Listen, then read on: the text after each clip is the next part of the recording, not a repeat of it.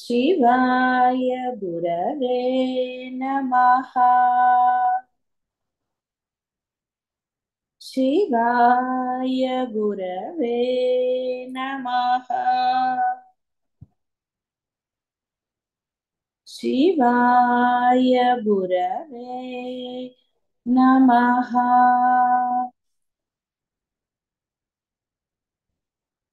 शिवाय गुरवे नमः। शिवाय गुरवे नमः।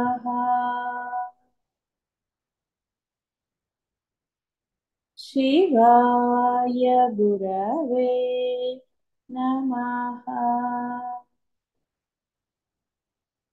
शिवाय गुरवे नमः। शिवाय गुरवे नमः। शिवाय गुरवे नमः। శశాంతః సర్వేంద్రియ తుష్టిమంతః నిన్న కొంచెం చెప్పుకున్నాం. నిధిధ్యాసనం, శ్రవణ మనన నిధిధ్యాసనంలోని చాలాసార్లు బోధలో జరిగింది.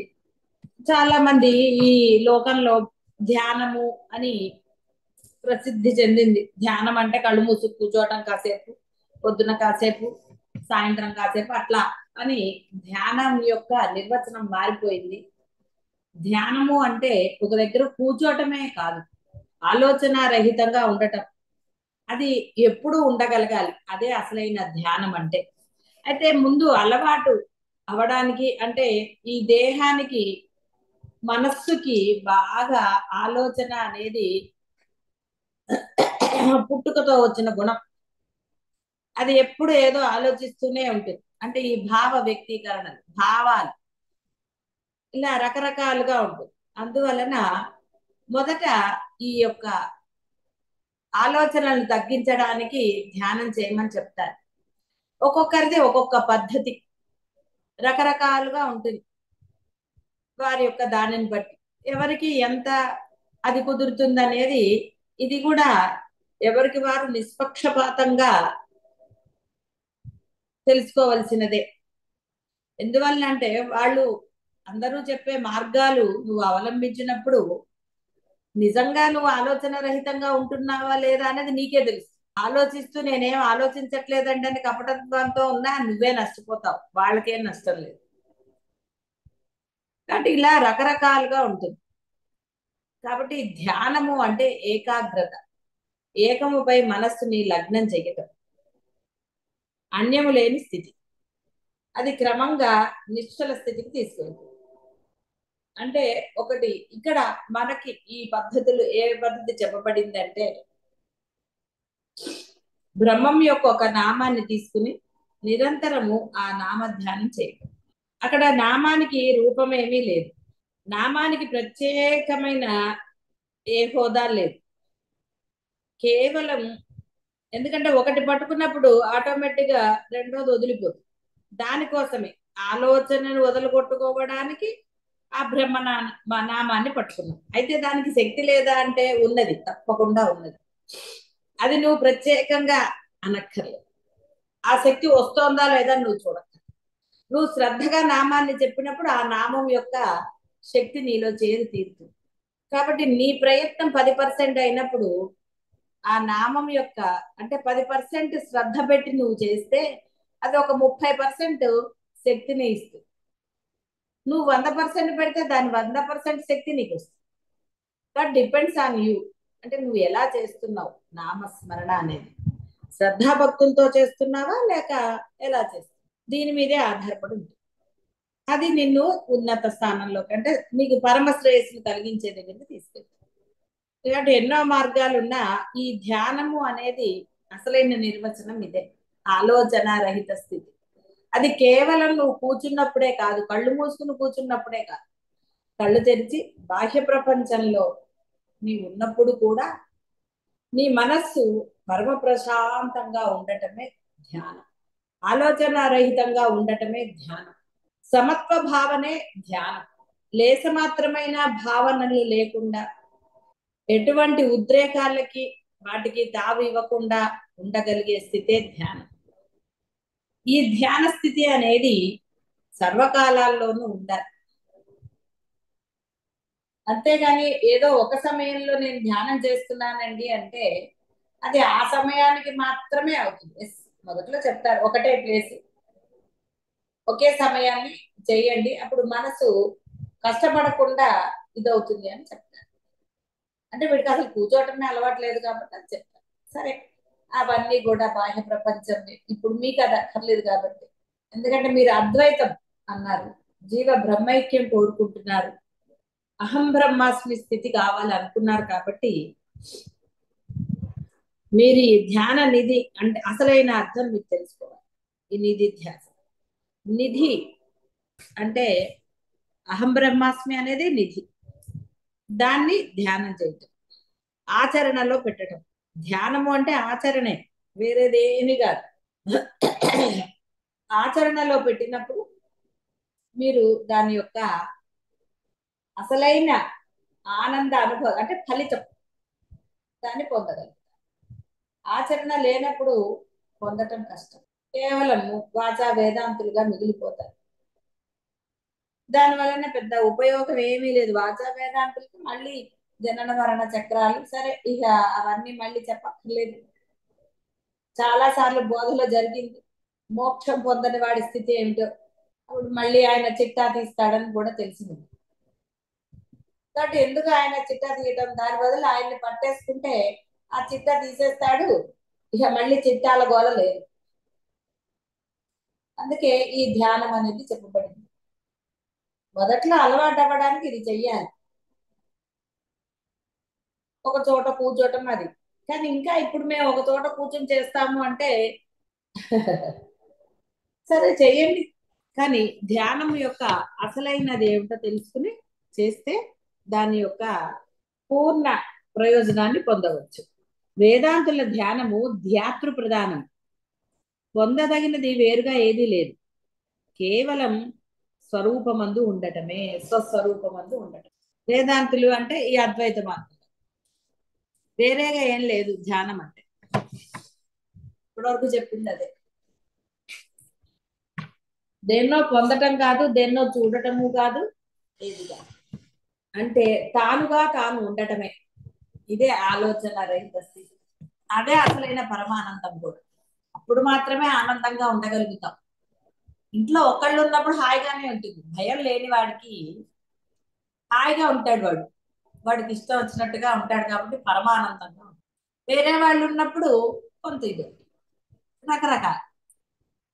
ధ్యానము అంటే 1000 మందిలో ఉన్నా కూడా వాడు నిశ్చలంగా ఉండటమే, తానుగా ఉండటమే, తన సహజ లక్షణాలైన బ్రహ్మ లక్షణాలతో ఉండటమే ధ్యానం. అదే చెప్తున్నారు ధ్యాతృ ప్రధానం. ధ్యాన ధ్యాతృ ధ్యేయ రూపాలు. ధ్యేయము అంటే ఆత్మస్వరూపం.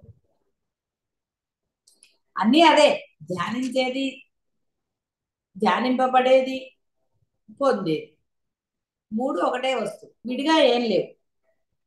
ధ్యానించటం ఒకటి, బాహ్యంలో మీరు చేసే ప్రయత్నం ఒకటి, ఎవరికైతే నమస్కారాలు చేయాలో వాళ్ళు ఒకటి, మీరు పొందేది, ఇలా రకరకాలు. కానీ వేదాంతము అంటే అద్వైతంలో అన్నీ ఒకటే, అహం బ్రహ్మాస్మి అని. ఆ అహం బ్రహ్మాస్మి బ్రహ్మనామాన్ని పట్టుకుంటుంది, ఒకటే ఒకటి. మనస్సు ఇంద్రియముల ద్వారా ప్రపంచంలో సంచరిస్తూ శోక భయములను ప్రోగు చేసుకుని సతమతమవుతూ ఉంటుంది. చూసారు, ఇక్కడ ఆనందం ఎక్కడ చెప్పబడలేదు. ఇంతకుముందు కూడా బోధల్లో ఆనందాన్ని వెతుక్కోవటం అనే చెప్పబడింది, కానీ ఎక్కడా లేదు. శోకమో భయములు అన్నారు ఇక్కడ. ఎడుపులే ప్రోగు చేసుకుంటూ ఉంటుంది. ఆ అతి ప్రవృత్తిని విడనాడాలి. చూసారు, దాన్ని కూడా అతి అన్నాడు. తీరిగ్గా కూర్చుని ఏడవటం ఎందుకంటే ఆ అతి ప్రవృత్తిని విడనాడాలి. ఇంద్రియములను తమ మూలమునందు నిలిచి ఉంటున్నట్లుగా చేయాలి. అంటే కేవలము శబ్ద రూపములపై ధ్యాస పెట్టకుండా ఉండాలి. నామరూపాలను విడిచిపెడుతూనే మనసు శాంతం అవుతుంది. ఐడెంటిటీ లేకపోతే హాయిగా ఉంటుంది. నిద్రపోయినప్పుడు జరిగేది అదే. అందుకనే గాఢ స్థితి, ఆ గాఢమైన నిద్ర గురించి చాలా సార్లు చెప్పడం జరిగింది. నీవు ఆ గాఢ నిద్ర పోయినప్పుడు నువ్వెవరో కానీ అని అని ఏది లేదు, అక్కడ ఐడెంటిటీ లేదు, నేను అనేది లేదు. కాబట్టి హాయిగా ఉన్నావు, పరమ ప్రశాంతంగా ఉన్నావు. అందుకే ఆసుపత్రిలో ఇలా ఉంటే వాడు నిద్ర ఇంజక్షన్ ఇస్తాడు, ఎవరు ముసు పడుకుంటాడు. ఏమైనా రోగాలు తగ్గాలంటే చూడండి, వీడు విశ్రాంతి తీసుకోవాలంటే వాడికి కాస్త అందులో నిద్ర వచ్చేవి ఉంటాయి. నిద్రపోతేనే వాడు పరమ ప్రశాంతంగా ఉంటాడు. కాబట్టి అన్ని అవయవాలు సరిగ్గా లోపల ఇదయ్యి ఆ మందు పనిచేసి వాడు హాయిగా ఉంటాడు. అందుకని అలా చేస్తాం. అంతే చెప్పి సరే పడుకో, కాసేపు పడుకుంటే అదే తగ్గిపోతుంది అంటారు. కాబట్టి ఇక్కడ నిద్రపోతే అద్వైతం రాదు. అంటే పరమ ప్రశాంతత నిద్రలోనే ఉంది కాబట్టి నేను ఎప్పుడు నిద్రపోతానండి అంటే సరే పడుకో. లేచాక ఎలా ఉంటావు? లేవాలిగా తినడానికి అయితే. కాబట్టి లేచాక ఎలా ఉంటావు? ఎందుకంటే ఆకలి వేసిన వాడికి నిద్ర ఏం పడుతుందండి. కొంతమంది నిద్ర మత్తు ఇచ్చినా వాడికి ఆలోచనలు ఎక్కువైనప్పుడు అది పనిచేయదు ఆ మందు. వాడి పవర్ ఎక్కువైంది కదా, మరి నెగిటివ్ పవర్. కాబట్టి ఐడెంటిటీని కోరుకోకూడదు. అందుకే చెప్పేది నేను నేను ఇక లేచింది మొదలు, వాడు ఇక మెలికొస్తూ ఉంటుంది. ఇక ఆ నేనుతో మొదలు ఎప్పుడైతే మెలికొచ్చిందో ఇక వాడు ఆ నేనుతో ఆలోచిస్తూనే ఉంటాడు. ఇవాళ ఏం చేయాలి, ఏం చేయకూడదు, వాళ్ళ వీళ్ళ లేదా తిట్టుకోవటము ఏదో రకంగా వాడు ఆ నేనుతోటి ఇది చేస్తూ ఉంటాడు. సతమతం నానగోల, ఇంకా ప్రశాంతత ఎక్కడిది? కాబట్టి లేచిన అంటే ఎక్కడ వ్యవహారం చేస్తున్నా నీవు ఎప్పుడైతే నేనుతో వ్యవహరించవో నువ్వు ప్రశాంతంగానే ఉంటావు. కాబట్టి ఇంట్లో అన్ని అనుకూల పరిస్థితులు ఉన్నాయి కాబట్టి నేను ప్రశాంతంగా ఉన్నా అనడానికి లేదు.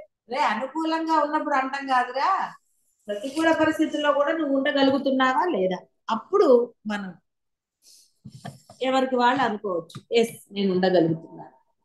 అందుకని ముందు మనసు ఆలోచన రహితం పొందాలి. కాబట్టి నీకు ఇప్పుడు అన్ని అనుకూలం చేశాడు ఆయన, సానుకూలం చేశాడు. ఇప్పుడు ఇక్కడ నువ్వు ఆ ధ్యానం చేయి. నిధిధ్యాసనలు అంటే ఆచరణలో పెట్టు, సమత్వ భావనని ఆచరణలో పెట్టు. హాయిగా ఆ యొక్క ఏకత్వాన్ని పొందు. మనసు ఇట్టి శాంతిని ఇష్టపడదు. తిరిగే కాలు తిట్టే నోరు అంటూ ఒక సామెత ఉంది. మనస్సు ఇంద్రియాలు అట్టివే. ఏదో ఒకటి చేయకపోతే వాడికి తోచదు. పని చేసే వాళ్ళకి ఏం తోచదు అనుకునేది. ఎందుకు? అసలైనది నీకు తెలిసిన తర్వాత అంటే పరమసత్యం నీకు తెలియబడింది. తెలియబడ్డాక ఇంకా మళ్ళీ ఏవేవో పనులు ఎందుకంటే అనవసరమైన పనులలో కాలయాపన చెయ్యరా. ఎంత తొందరగా పని అయితే అంటే పని ముగించాలి నువ్వు అంత తొందరగా. ఎంత తొందరగా పని అయితే అంటే ఎప్పటికీ అవదు నువ్వు చేసే పని. అలానే శుచి శుభ్రత లేకుండా అని చెప్పడం లేదు. శుచి శుభ్రత ఉండాలి. ఒంటి శుభ్రత, ఇంటి శుభ్రత మస్ట్. శుచి శుభ్రత ఉండాలి. అదే విధంగా పని వీలు తెలిస్తే శుచి శుభ్రతతో పాటు పని కూడా తొందరగా అవుతుంది. ఎప్పటి పని అప్పుడు అని అనుకుంది. సరే ఇవన్నీ కూడా మీకు ధ్యానం ఏకాగ్రత అంటే ఇవన్నీ కూడా ఉంటాయి. అన్నీ ఉన్నప్పుడే మనసు చక్కగా ఉంటుందండి. అక్కడ అంతా చెత్తగా ఉంటే కింద కూర్చుని ఏం ధ్యానం చేస్తారు? కుర్చీ శుభ్రంగా ఉంటే కుర్చీలో అబ్బాయి మా కుర్చీ ఎలా ఉన్నా పర్వాలేదండి, మేము కూర్చోగలం కుర్చీలో అంటే చేసేది ఏం లేదు, చెప్పేది లేదు. అన్ని శుభ్రంగా ఉంచుకున్న వాడి మనస్సు చక్కగా ఉంది. శుభ్రంగా లేకుండా ఎలా పడితే అలా ఉండేవాడికి అద్వైత వనరండి, అదేం అద్వైత వనరు. కాబట్టి ఈ యొక్క తిరిగే కాలు తిట్టే నోరు అని అలా కాకుండా ధ్యానాన్ని అభ్యాసం చేస్తే మనస్సులోని కాలుష్యం అంతా తొలగి మనస్సు పరమశాంతంగా ఉండడానికి అలవాటు. అప్పుడు ఈ శబ్దాది రూపాలు అంటే అవి విసిగించవన్నమాట. నీ మనసులో ఎప్పుడైతే భేదభావం ఉంటుందో ఆ భేదం ఎక్కడుందో అక్కడంతా నీకు విసుగు కోపం అన్నీ ఉంటాయి. ఎవరి పట్ల నీకు అవి అంటే భేదభావం ఉందో వారిని చూసంగానే నీకు రకరకాల పని పట్ల ఉందనుకోండి, ఆ పని చేయబుద్ధి కాదు. ఎందుకంటే పని అంటేనే విసుగు మనకి. కాబట్టి అవి చెయ్యం. నీవు ఏవి మాననప్పుడు షోకులు మానను, ఏది మానను, పని ఒక్కటి నేను చేయను అంటే ఎలా కుదురుతుందండి? నువ్వు మరి అంత సంపాదించుకోవాలి, నీ దగ్గర ఉండాలి. అవతల వాళ్ళ మీద డిపెండ్ అయ్యి నేను పని చేయను ఉన్నావు, తింటున్నావు, అక్కడ డిపెండ్ అయి ఉన్నావు. కాబట్టి నీ ధర్మం నువ్వు ఆచరించవలసిందే. ఆచరిస్తూ ధ్యానం చేసుకో, ఎవరొద్దన్నారు? అప్పుడు అంతా అద్భుతంగా ఉంటుంది, చాలా అద్భుతంగా ఉంటుంది. పని ఎలా తొందరగా చేసుకోవచ్చు, స్ఫురణలు వస్తాయి అసలు రకరకాలు. పరమానందంగా ఉండొచ్చు. అంతేగాని పని ఎగ్గొట్టాలని చూసేవాడికి పరమబద్ధకం. అంటే పని ఎగ్గొట్టాలని చూడకూడదు, ధర్మం ఆచరించడానికి చూడాలి. ఎస్, మీరు ఎక్కడుంటే అక్కడ మీ ధర్మాన్ని మీరు ఆచరించాలి. అంతే తప్ప పరులకి ఇబ్బంది కలిగించరా, భారం కాకూడదు. అప్పుడు ఎప్పుడైతే అలా ఉంటారో, అంటే ఐడెంటిటీ లేదు కదా ఇలాంటి వారు. ఎప్పుడైతే ఈ నామరూపాలకి శబ్దాదులకి హాయిగా ఏది ఇది లేదో, మీ ధర్మాన్ని మీరు చేస్తూ ఉన్నారో, మనసు ప్రశాంతంగానే ఉంది. మిమ్మల్ని అనే ఛాన్స్ ఇచ్చినప్పుడు కదండి గొడవ. అనే ఛాన్స్ ఇవ్వనప్పుడు ఎక్కడున్నా సరే మీరు ధర్మాన్ని ఆచరిస్తున్నా అనేవాడు ఉన్నాడు అనుకోండి, అప్పుడు వాడిని పట్టించుకోరు మీ మనసు. చేసినా అంటున్నారు అన్న బాధ కూడా, అంటే సత్యం తెలిసాక. సత్యం తెలియకముందు ఎన్ని చేసినా అంటూనే ఉన్నాడండి, వీడితో గోల అది ఇదని అప్పుడు తిట్టుకున్నారు, అన్ని అయిపోయాయి, అదంతా ఫ్లాష్ బ్యాక్. ఇప్పుడు పరమ సత్యం తెలిసింది, అవతల వాడి యొక్క విసుగుళ్లకో మెచ్చుకోళ్లకో వేటితోటి బంధం లేదు. ఎందుకంటే అవన్నీ నశించేది. వాడు మెచ్చుకున్నాడు కదా అని నువ్వు అనుకునే లోపల మళ్ళీ తిడతాడు. అద్వైతం అంటే ఎవరిది వాళ్ళదే, ఎవడి ఆనందం వాడిదే. పక్కవాడిని హింస పెడితే వచ్చే ఆనందాన్ని కాదు నేను చెప్పేది, మీకు మీరు ఆనందంగా ఉండటం, ఎవరిని ఇబ్బంది పెట్టదు. ఎప్పుడైతే నువ్వు ఎవరిని ఇబ్బంది పెట్టకుండా నీ ధర్మాన్ని నువ్వు ఆచరిస్తూ ఉంటావో, అది కూతురిల్లా కొడుకిల్లా చుట్టాలిల్లా ఏదైనా సరే నువ్వు పరమ ప్రశాంతంగా ఉంటావు. అది అవతల వాడి సంస్కారం, వాడు ఎలా ప్రవర్తిస్తాడు ఎలా ఉంటాడు అనేది అది అవతల వాడు. కాబట్టి అది ఆచరిస్తే చాలు. ఉద్యోగంలో అయినా అంతే, నీ పని నువ్వు చేసుకొస్తే ఏ గొడవ లేదు. ప్రతి వాడితో కల్పించుకుని వాడి పని వీడి పని చేస్తేనే తలకాయ నీకు ఉద్యోగంలో. నీ పని నువ్వు చేసుకుని వచ్చేస్తే అసలు ఏ గొడవ లేదు. స్వధర్మం పరమశ్రేయ అని చెప్పాడు, పరధర్మం భయావహ అని బాబుకృష్ణ పరమాత్మ మొత్తుకుని చెప్పాడు. ఇంకా ఆయన చెప్పాక కూడా దిగులు ఎందుకండి. అప్పుడే ఈ శబ్దాది రూపాది వృద్ధులు శాంతిస్తాయి. అంటే గోలు ఉండదు, పక్కింట్లో ఏమైంది మన ఇంట్లో ఏమవుతుంది, శబ్దాది వృత్తుల నుంచి దూరంగా ఉండాలి.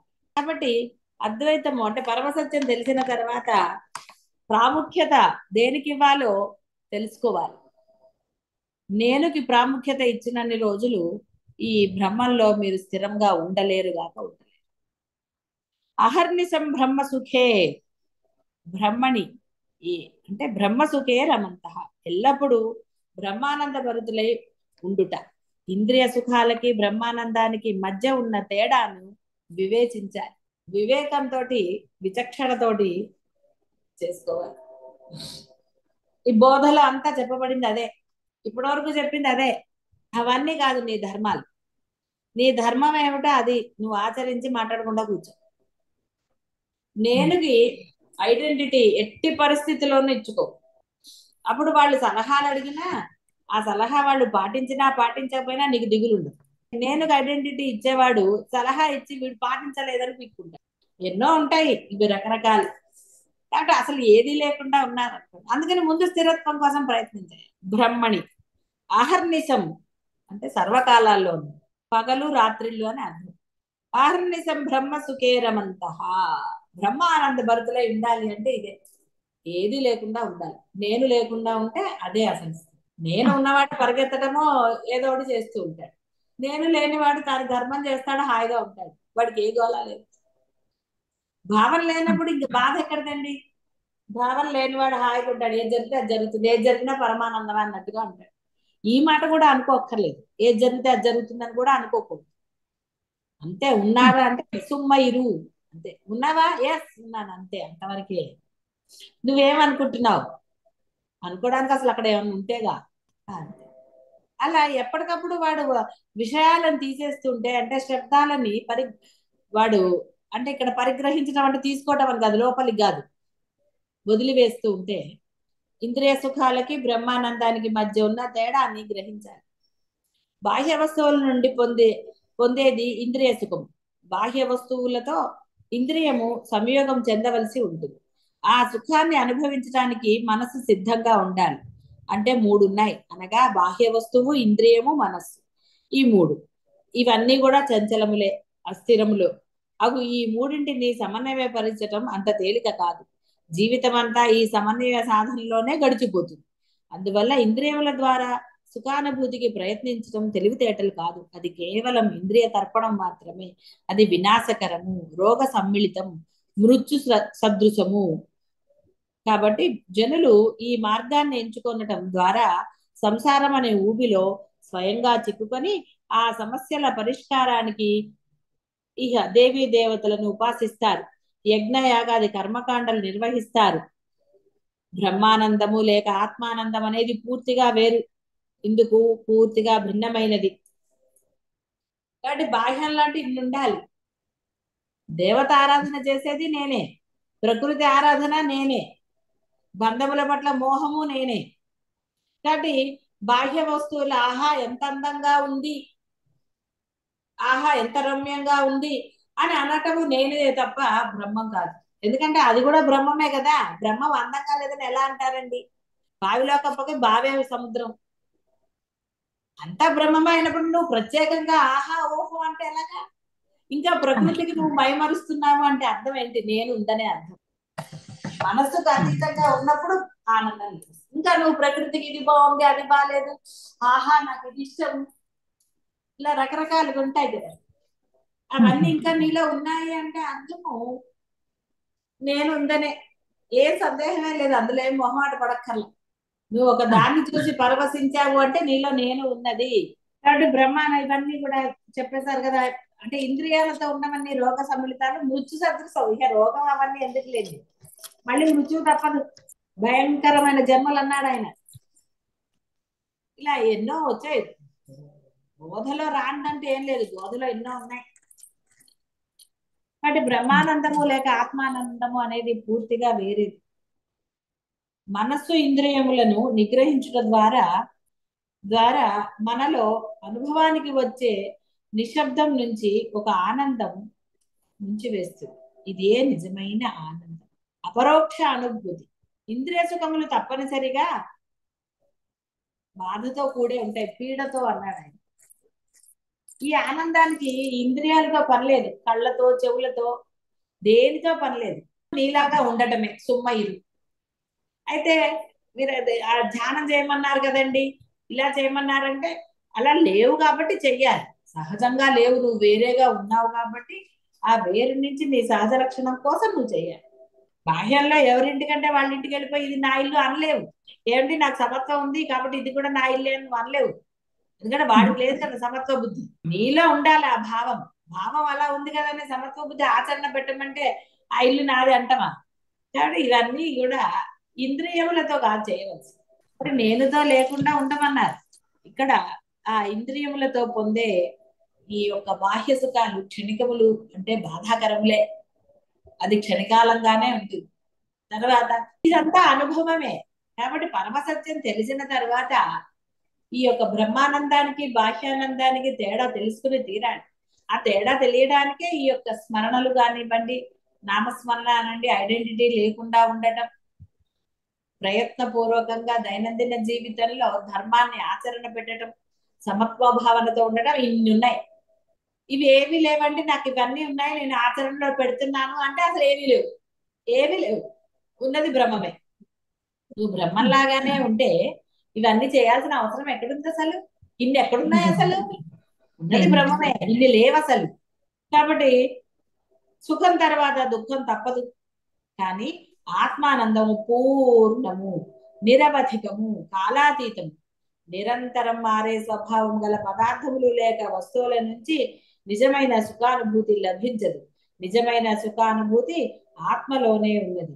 తనను తాను తెలుసుకోవాలంటే తాను హృదయపు లోతులలోకి పయనించి బ్రహ్మానందాన్ని తెలుసుకోవాలి.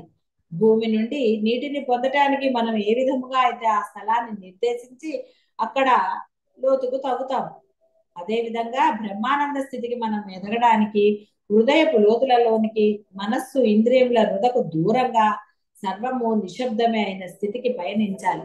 కాబట్టి ఇక్కడ హృదయం లోతుకి అంటే అక్కడ ఏదో తప్పక్కర్లేదండి.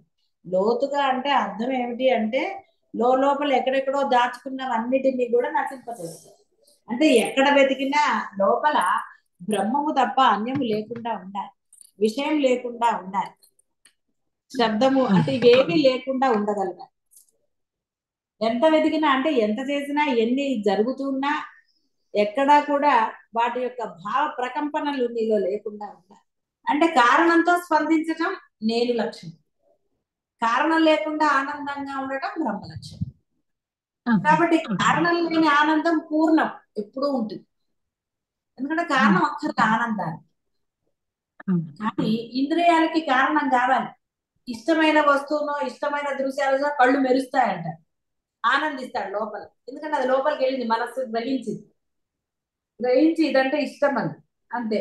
అప్పుడు ఆనందం లభించింది. నాకు కావాలి అని తినకూడదు, కావాలి అనుకోగానే మొదలైంది కదండి. ఇంద్రియాలతో వచ్చే సుఖము వెనక దుఃఖం తప్పకుండా ఉంటుంది. వస్తువు కొన్నప్పుడు బాగానే ఉంటుంది, పాడైన తర్వాత బాధపడరు, ఎట్లయినా ఉంటుంది.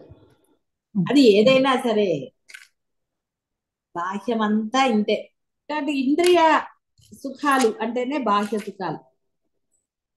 లేదా ఇంద్రియాలకు పాపం లోపలిది ఏం తెలుస్తుందండి? లోపలికి చూడు లోపలికి చూడు అంటే ఏం చూస్తారండి? లోపల ఏముందో తెలిసింది కదా. సైన్స్ చదువుకున్నప్పుడు లోపల ఎముకలు రక్తాలు ఉంటాయి, అవి ఆనందాన్ని ఏమిస్తాయి? లోపలికి చూడు అంటే అర్థం ఏంటి అంటే ఆ బాహ్యంలో అసలైనది ఏమిటో చూడమని, మూలం అంటే ఆ బ్రహ్మాన్ని చూడమని అర్థం. అయితే బయట చూసినప్పుడు వ్యక్తులు విషయాలే కనపడతాయి కాబట్టి ఒరే కళ్ళు మూసుకుని నీ లోపలికి చూడరా అంటే అర్థము నువ్వు దేనితో నిర్మించబడ్డావు, ఎముకలు వాటితో కాదురా, అది అంతా ఉంటుంది. కానీ ఈ నిర్మాణానికి అసలైన కారకుడు ఎవరు? ఆ నిర్మాణం అలా ఎలా చేయగలిగాడు?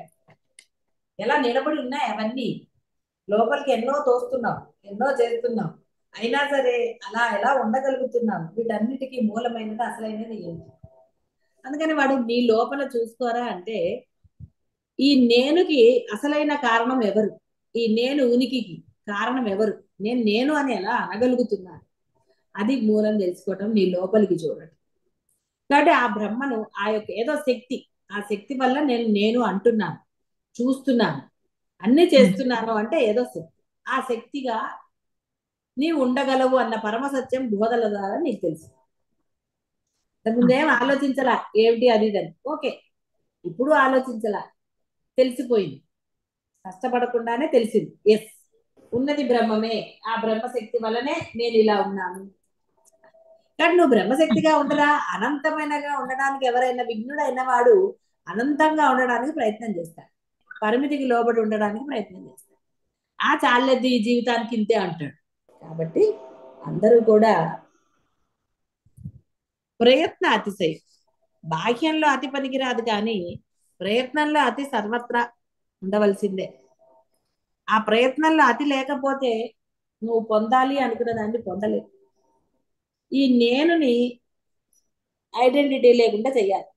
నేను లేకుండా నువ్వు వ్యవహరించాలి అంటే మామూలుగా అయితే నువ్వు అసలు ఏం చేయగలవు, ఎందుకంటే అది లేని నేను కాబట్టి.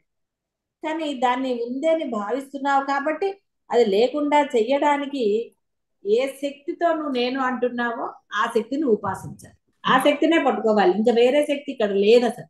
అన్ని శక్తులు నశించేవే, అన్ని ఆయన సృష్టి, ఆ శక్తి వల్ల ఏర్పడినవే, అందులో సందేహం లేదు. కాబట్టి అవన్నీ పట్టుకుంటే నువ్వు నశిస్తావు. కాబట్టి ఇక్కడ ఏ శక్తి వల్ల నువ్వు నేను అంటున్నావో, ఏ శక్తి వల్ల సర్వము నీకు కనపడుతోంది వినపడుతోంది, అన్నిటికీ మూల కారణం ఏ శక్తో ఆ శక్తినే ఉపాసించు. అంటే ఉపాసించు అంటే దగ్గరగా ఉండు, నివసించు, ఆ శక్తి దగ్గరే ఉండు, ఆ శక్తినే పట్టుకో. అప్పుడు నీవు అది ఒకటే అవుతాయి. కీటక భ్రమణ న్యాయం లాగా అయ్యేవరకు, అంతేగాని కాసేపు కాసేపు చేయకూడదు, మళ్ళీ మొదటికి వస్తుంది కదండి. అందుకని అయ్యే వరకు అది, అందుకనే నిష్ఠ అన్నాడు, ఆత్మనిష్ట కలగాలి. ఆత్మనిష్టలో ఉన్నవాడికి వెంటనే కలుగుతుంది, నిష్ట లేని వాడికి అటు ఇటు పరిగెడతాడు కదా, ఇంట్లోకి బయటికి పరిగెడితే వాడు స్థిరంగా ఎక్కడ ఉంటాడండి? బ్రహ్మానందానికి బాహ్యానందానికి భేదాన్ని గ్రహించారు, గ్రహించలేదు అనడానికి కూడా లేదు, గ్రహించారు. కాబట్టి ఏది మీకు ముఖ్యమో దాని యందు ఉండండి. శుభం భూయాత్. శివాయ గురవే నమః. శివాయ గురవే నమః. శివాయ గురవే నమః.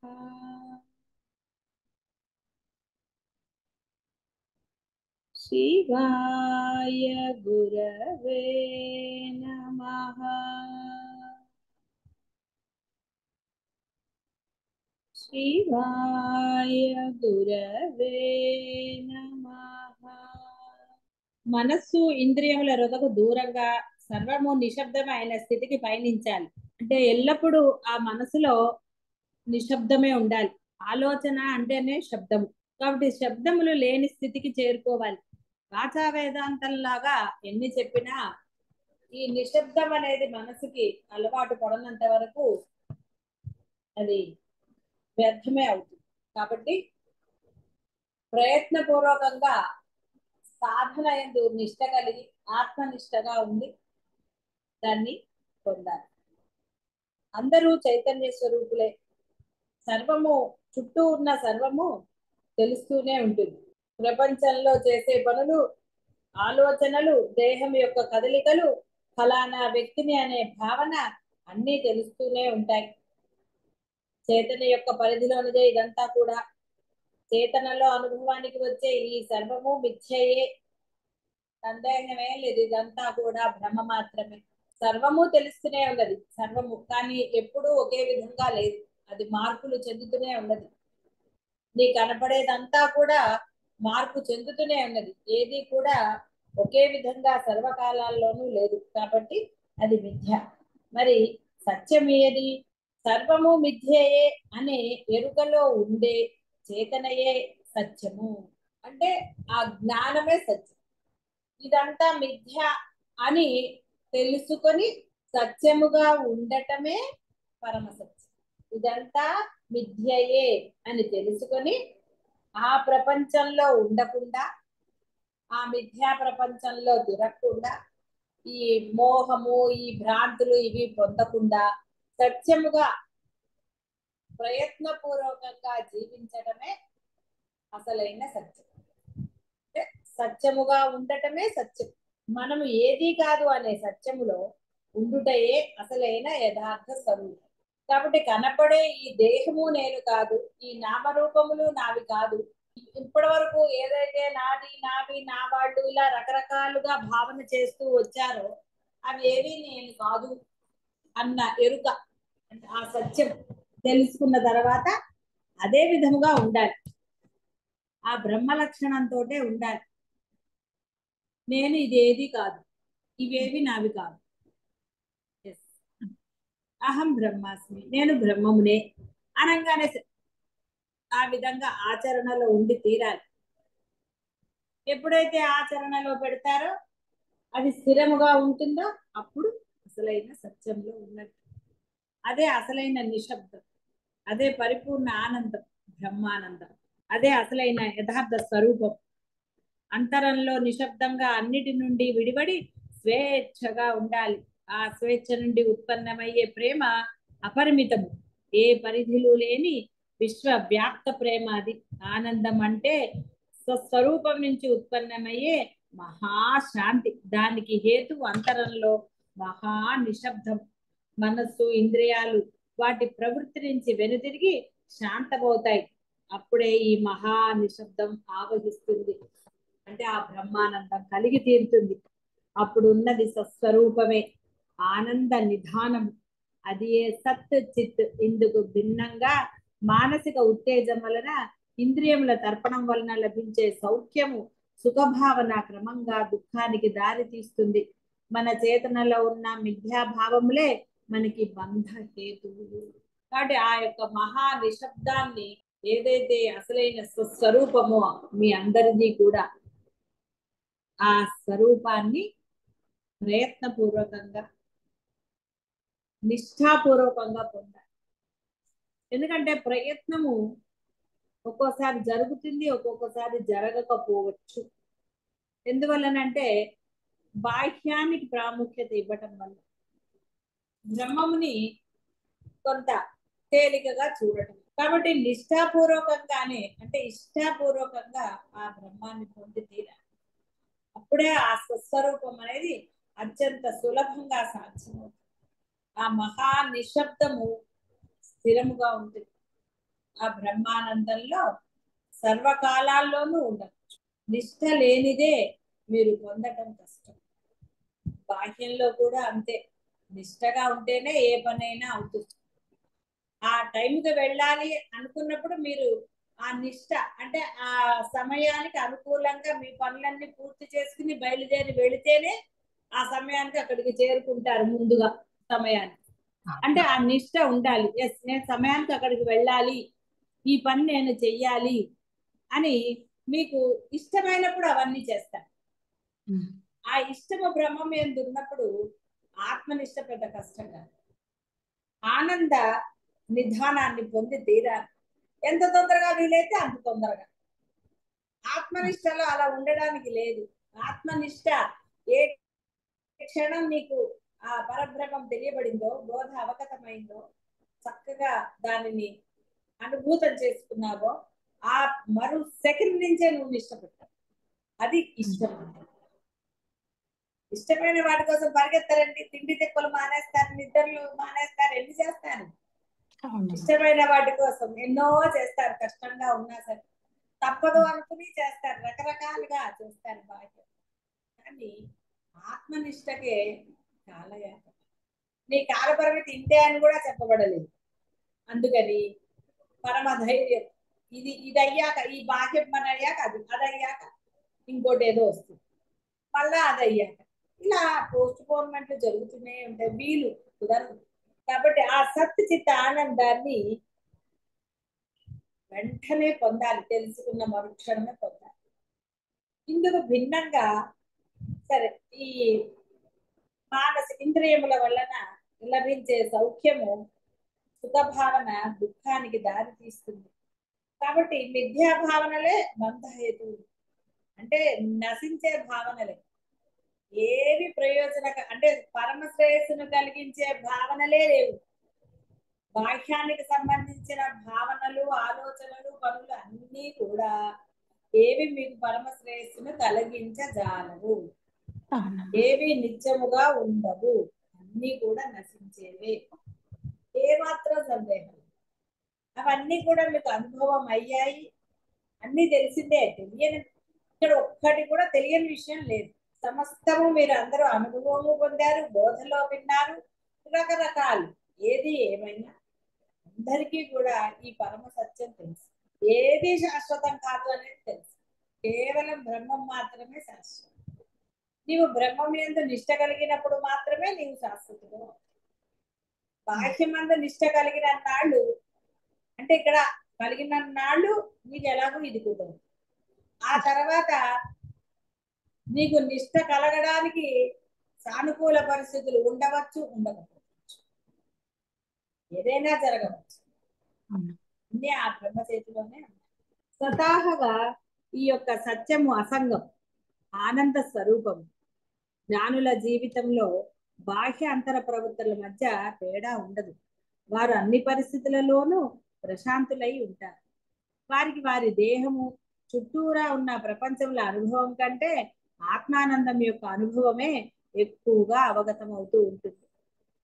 ఆనందానికి హేతు అంటే కారణం అవసరం లేని మానసిక స్థితిలో జ్ఞానులు ఉంటారు. ఇందుకు భిన్నంగా లౌకికులు ప్రశాంతిని కోల్పోవుటకు ఏదైనా చిన్న కారణం చాలు. నిష్ట లేదు కాబట్టి అన్ని అడ్డంకులే. నిష్ట ఉన్న వాళ్ళకి అడ్డంకి ఎందుకు వస్తుంది అసలు? రమ్మన్నా రాదు. సుఖ సౌఖ్య అనుభూతులు వారి చేతిలో ఉండవు, ఆ బాహ్య పరిస్థితుల మీద ఆధారపడి ఉంటాయి. వారికి ఆనందానికి ఏడవడానికి ఎప్పుడు కారణాలే. వాడికి ఇష్టమైనవి జరిగినప్పుడు ఒక రకమైన ఆనందం, ఆ ఆనందంలో కొంచెం వేరేగా జరిగినా వాడికి దుఃఖమే. కాబట్టి ఇందుకు భిన్నంగా జ్ఞాని ఎప్పుడు సర్వవేళలా అన్ని చోట్ల ఆనందంగానే ఉంటాడు. సినిమా బాగున్నా బాలే అంటే బాహ్య పరిస్థితులకి తన మనసులో చోటు ఇవ్వడు కాబట్టి జ్ఞాని ఎప్పుడు ఆనందంగానే ఉంటాడు. బాహ్యమైన వాడికి మనసులో చోటిస్తే జ్ఞానికి అజ్ఞానికి తేడా ఏముంది? ఇంకా జ్ఞానికి కోపం ఎక్కడ వచ్చింది? అధర్మం దగ్గర వస్తుంది. అజ్ఞాని కోపం అక్కడ ధర్మమా అధర్మమా ఏమి చూడదు, ఇష్టాలే చూస్తారు. కానీ అది అర్థం చేసుకునే కెపాసిటీ ఉంటే వాడు జ్ఞానిని నిరసించాడు, చులకనగా మాట్లాడాడు ఇలా. కాబట్టి జ్ఞానికి బాహ్యమా ఇంకోట దాంతో ఎప్పుడూ బంధం లేదు. ఏవి మనసులోకి వెళ్ళవు కాబట్టి, ఉద్రేకాలు అవన్నీ ఏమి లేవు కాబట్టి ఎప్పుడూ ప్రశాంతంగానే ఉంటాడు. దేహాత్మభావం పరిమార్జయంత ఆత్మానం ఆత్మని అవలోకయంత నా అంతః న మధ్యం న బహిః స్మరంతః కౌపీనవంతః ఖలు భాగ్యవంతః. దానిలో దేహమే ఆత్మానుభావాన్ని పూర్తిగా గ్రహించుకొని ఉంటారు. పరమాత్మని అంతటా దర్శిస్తూనే ఉంటారు. లోపల వెలుపల మధ్య అనే తేడాలను స్మరించరు. అంటే వారికి ఆ భేదం లేదు. కౌపీనధారులే కదా నిజమైన భావం. కౌపీనవంతః ఈ వాక్యము చాలా అర్థవంతమైనది. వాచ్యార్థము అందరికీ తెలిసినది, కానీ అంతర్గర్భితమైన భావాన్ని ఎంత వివరించినను అది తక్కువే. సత్యమును సత్యముగా తెలుసుకొనుటకు మనలను శోధనకు ఉత్సాహపరిచే సూటి భావ ప్రకటనయే ఈ కౌపీనవంతః ఖలు భాగ్యవంతః అనే భావం. ఆసక్తి నిర్మూలనకు కావలసిన దృఢ సంకల్పమును పొందిన తరువాత ఆసక్తిని వెంటనే నిర్మూలించి మనస్సును శుద్ధి చేసుకోవాలి. అది అంతర్ముఖత్వానికి నిశ్శబ్దానికి దారి తీయాలి. ఇంతకు మించిన ఆధ్యాత్మిక సాధన లేనే లేదు. ఆధ్యాత్మిక అంటే మళ్ళీ ఏదో భగవంతుడికి సంబంధించిందని కాదు, పరమాత్మకు సంబంధించిన సాధన. అద్వైతానికి సంబంధించిన సాధన ఏది లేదు. లోపలేం లేదు, బయట సమత్వం ఉంది. ఇంకేముంది సాధన చేయడానికి? అక్కడ ఏమీ లేదు సాధన చేయడం. ఆసక్తి నిర్మూలనకు కావలసిన దృఢ సంకల్పమును పొందిన తరువాత ఆసక్తిని వెంటనే నిర్మూలించాలి, మనస్సుని శుద్ధి చేసుకోవాలి. అదే అంతర్ముఖత్వానికి అంటే నిశ్శబ్దానికి దారి తీస్తుంది. ఇంతకు మించిన ఆధ్యాత్మిక సాధన లేదు. ఇంకేముంది అక్కడ? ఆధ్యాత్మిక సాధన అంటే ఎక్కడ ఉంది? సుమ్మయ్యగా నడమకే ఆయన. నువ్వు నోరు మూసుకుని ఉంటే అసలు ఏ సాధన అక్కర్లేదు. పొందాలి. నోరు మూసుకుని ఉండలేకే ఇన్ని గోడలు. విషయాలు కావాలి, శబ్దాలు కావాలి. అక్కర్లేదంటే ఏదన్నా ఉందా అంటే ఏదీ లేదు. అన్ని కావాల్సినవే, అన్ని కావాలి కాబట్టి నానా గోల పడాల్సి, నానా దుఃఖాలు పొందవలసింది. అక్కర్లేదంటే ఏదన్నా ఉందా? ఎక్కడా లేదు. కాబట్టి ఇక్కడ ఎప్పుడైతే ఆ అంతర్ముఖంలో పరమ నిశ్శబ్దం ఉంటుందో, అంటే నీవు ఏవి గ్రహించకుండా ఉంటావో, అప్పుడు ఇక అంతా నిశ్శబ్దమే. లోపల ఏం లేదు. రూమ్ అంతా ఖాళీ చేశారు. హాయిగా విశాలంగా పరమశుభ్రంగా ఉంటుంది, హాయిగా ఉంటుంది, ప్రశాంతంగా ఉంటుంది. ఆ రూమ్ ఏమీ లేవు, చెత్త లేదు. వస్తువులు ఉన్నప్పుడు చెత్త వచ్చి చేరుతుంది, అందులో సందేహం లేదు. ఇక ప్రశాంతత ఎలాగా? అదేవిధంగా నీ మనస్సులో విషయముల పట్ల, బంధముల పట్ల, దేని పట్ల అయినా సరే దేశమాత్రమైన భావన ఉన్నా అది నీకు ప్రశాంతతను ఇవ్వదు. అంటే పరబ్రహ్మ లక్షణంతో నువ్వు ఉండలేవు. అది నిన్ను లాగేస్తూనే ఉంటుంది. ఏదైనా సరే వాడి మనసులో కూడా లేనిపోని ఆలోచనలు ఇచ్చేయగలం తప్ప చింతించడం వల్ల అక్కడ జరిగేది ఏమీ లేదు. కాబట్టి చింతించడం మానేసి ఏ పరమాత్మని నీవు నమ్మావు ఆ పరమాత్మని వాడికి పరిచయం చేస్తే వాడు పరమ ప్రశాంతంగా ఆనందమయ జీవితాన్ని గడుపుతాడు. అందుకే ప్రయత్నపూర్వకంగా కొంత కాఠిన్యంతో అయినా సరే పిల్లలకి పరమాత్మని పరిచయం చెయ్యాలి. కాబట్టి ఇక్కడ ఈ పరమ నిశ్శబ్దము, ఈ కౌపీనవంతః అన్న దానికి ఎంతో అర్థం ఉంది. సూక్ష్మంగా అంటే ఏమీ లేకపోవడమే కౌపీనం, లోభత్వం లేకుండా ఉండటమే కౌపీనం. సరైన వస్త్రధారణ చాలు, ఆడంబరము లేని ఏదైనా. కాబట్టి వీటన్నిటికీ మూలమైన ఆ యొక్క మనస్సు అందరు అంటుకో పరిశుభ్రంగా ఉంచుకోవాలంటే లేశమాత్రమైన అది ఆలోచన, భావన, ప్రేమ ఇంకోట ఏది ఉండడానికి లేదు. తెల్లటి పేపర్ మీద చిన్న నల్ల చుక్క కానీ ఏ రంగు చుక్క అయినా వెంటనే కనబడుతుంది, ఒక మరకుంది అంట. కాబట్టి ఆ మనస్సునందు ఏ మాత్రము కూడా లేస మాత్రమైన ఎటువంటి భావన లేకుండా ఉండాలి. అప్పుడు మాత్రమే కౌపీనవంత కలు భాగ్యవంత అన్నది ఆచరణ పూర్వకంగా మీకు తెలుస్తుంది. బాహ్యం పట్ల అది ఏదైనా సరే, వస్తువులా లేకపోతే ఇంకోట ఏదైనా సరే, కోటీశ్వరులే భాగ్యవంతులు అని అనుకుంటూ ఉంటారు. కానీ కోటీశ్వరులు భాగ్యవంతులు కారు.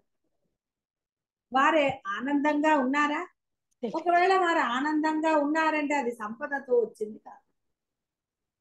సంపదతో వచ్చిందైతే ధనవంతులందరూ ఆనందంగా ఆరోగ్యంగా ఉంటారు. ఉంటున్నారా? మరి సందేహమే. డబ్బు ఉన్నప్పుడు ఆనందం ఉన్నదా? నిజంగా పరిపూర్ణమైన ఆనందాన్ని మీరు అనుభవించారా? అనుభవిస్తే హ్యాపీగా వెళ్ళిపోవచ్చు. ఎందుకంటే ఇంత కష్టపడి కూర్చుని బోధ వింటాం అక్కర్లా, దాని వెంట పరుగులు ఎత్తచ్చు, వాటిని చూసుకుంటూ ఆనందించవచ్చు. భాగ్యవంతులు అంటే అక్కడ భాగ్యము అంటే ఆనందం అని అర్థం. పరమానందం, కారణము లేని ఆనందంగా ఉండాలి. ఎక్కడుందండి కారణం లేని ఆనందం? డబ్బు రాగా నీవి కొనుక్కోవాలి, అవి కొనుక్కోవాలి, లిస్ట్ తయారైపోదండి. డబ్బులు వస్తున్నాయి అనగానే ఎంత లిస్ట్ వచ్చేస్తుందో చెప్పలేము. రాకముందే లిస్ట్ ప్రిపేర్ అవుతుంది. ఇక వచ్చాక ఇంకా అసలు అక్కడ పరమాత్మ ఎక్కడ ఉన్నాడండి? కనీసం ఇంట్లో పూజించే దేవుడు కూడా లేడు. ఇక దాని గురించిన చింత, ఎలా ఖర్చు పెట్టాలి, ఎలా దాచాలి, ఎంత ఇవ్వాలి, ఎవరికి ఎంత ఇవ్వాలి, ఇక రోజంతా ఇదే చర్చ. కాబట్టి వారిలో వేదాంతం యొక్క విలువలు ఉన్నాయా లేవా? కాబట్టి ఆనందం అనేది కారణము డబ్బుతో రాదు, అలాగే ఏదో కారణం వల్ల పొందుతారు. నిజమైన ఆనందం అనేది వైరాగ్యం వల్లే లభిస్తుంది. కాబట్టి ఎంత ధనం ఉన్నా వైరాగ్యం ఉంటే వాడికి నిజమైన ఆనందం సర్వవేళలా ఉంటుంది.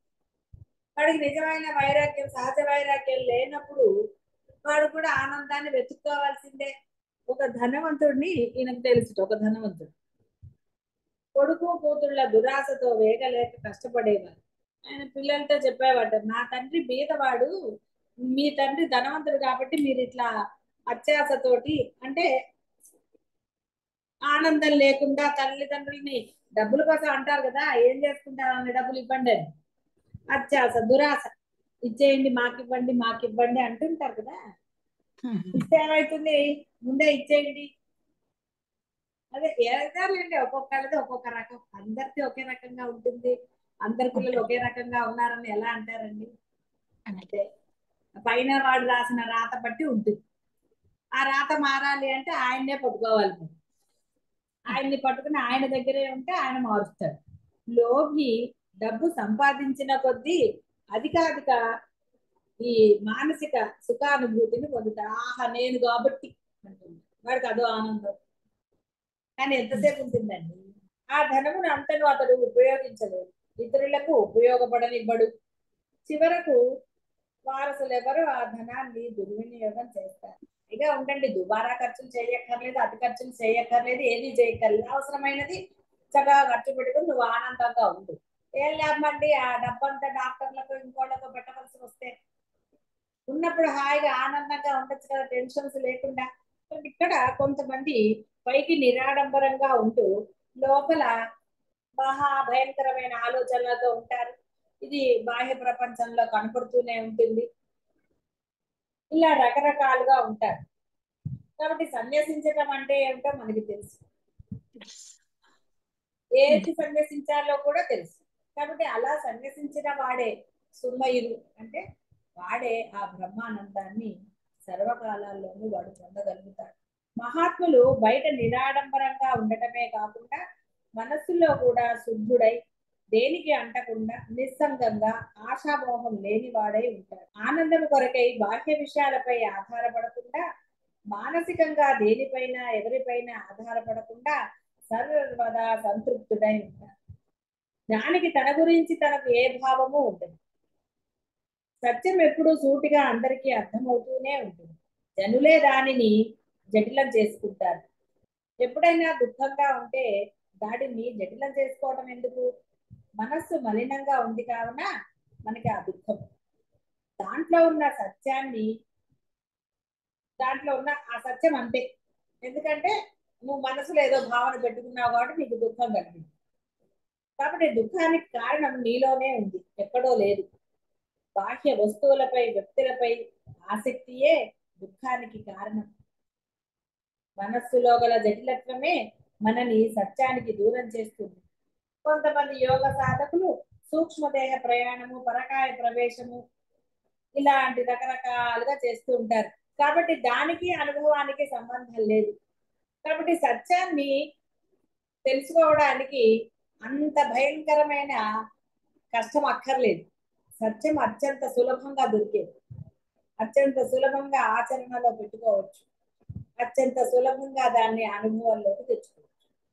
గంభీర పదజాలము, వాటికి సంబంధించిన ఆలోచన ప్రవాహములలో సత్యం మసకబారి మనకు అందుబాటులోకి రాదు. అందువలన అంతరములో నిఖచ్చితనం, నిష్కల్మషత, హేతుబద్ధత లేనిచో బాహ్యం నందలి నిరాడంబరత నిరర్ధకము. కాబట్టి మనసులో ఆ నిశ్చలత్వం, నిర్భరత్వం ఇవన్నీ ఏమిటి అంటే ఆత్మనిష్ట, అహం బ్రహ్మాస్మి అనే స్థిరమైన భావం, కృత నిశ్చయం. సర్వకాల సర్వ అవస్థల యందు కూడా నేను ఆ బ్రహ్మమునే అన్న కృత నిశ్చయం చేసుకున్న వాడికి ఏ గోల లేదు. వాడు అన్ని కాలాల్లోనూ పరమానందంగానే ఉంటాడు. వాడికి బాహ్యమైన ఈ సంపదల, వస్తువుల, విషయాల, బంధముల వీటి వేటి పట్ల కూడా ఏ రకమైన ఆసక్తి ఉండదు. అసంగముగా ఉంటుంది. అసంగతే ఆనందం. సంగము ఎప్పుడూ బాధాకరం.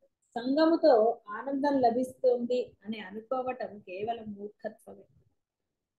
సత్యం తెలిసిన తర్వాత కూడా ఈ విషయాలు, బంధాలు ఆనందాన్ని ఇస్తున్నాయని అనటం పరమ మూర్ఖత్వం.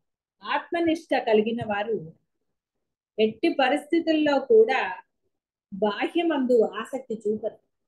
అన్నిటి ఎడల సహజ వైరాగ్యాన్ని కలిగి ధర్మాన్ని ఆచరిస్తారు.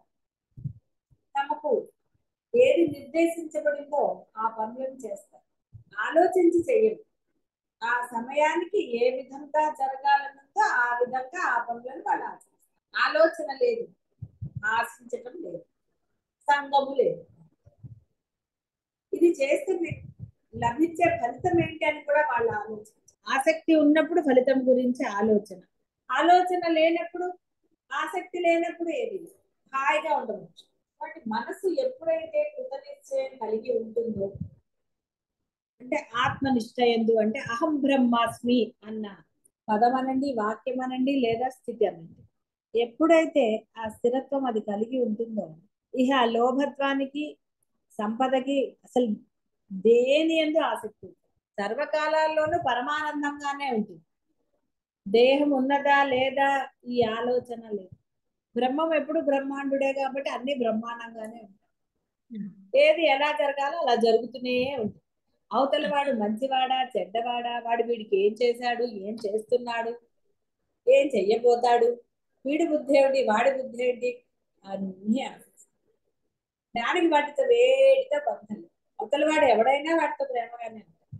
వాడు చెడు చేసినా వాడితో మంచిగానే ఉంటాడు. అది వాడి లక్షణమా, వాడి అవన్నీ కూడా ఆలోచించారు వాడు. అంటే వాడు చేస్తాడు. సో వాడికి తెలియచ్చు, తెలియకపోవచ్చు కూడా. తెలిసి చేసినా తెలియనట్టు ఉండవచ్చు కాక, ఇలా ఎన్ని రకాలండి బాహ్యం, తలనొప్పి. కాబట్టి ఇక్కడ ప్రాణ లక్షణాలు అన్న, బ్రహ్మ లక్షణాలు అన్న లేస మాత్రమైన ఏ భావన లేకుండా, ఆసక్తి లేకుండా అసంగుడిగా ఉండటమే పరమ నిశ్శబ్దం. లోపల లోపల పరమ నిశ్శబ్దం అయినప్పుడే బాహ్యంలో సమత్వం సిద్ధిస్తుంది. లోపల భావం ఉన్నప్పుడు సమత్వం ఎలా సిద్ధిస్తుంది? పొరపాటున కూడా సిద్ధించదు.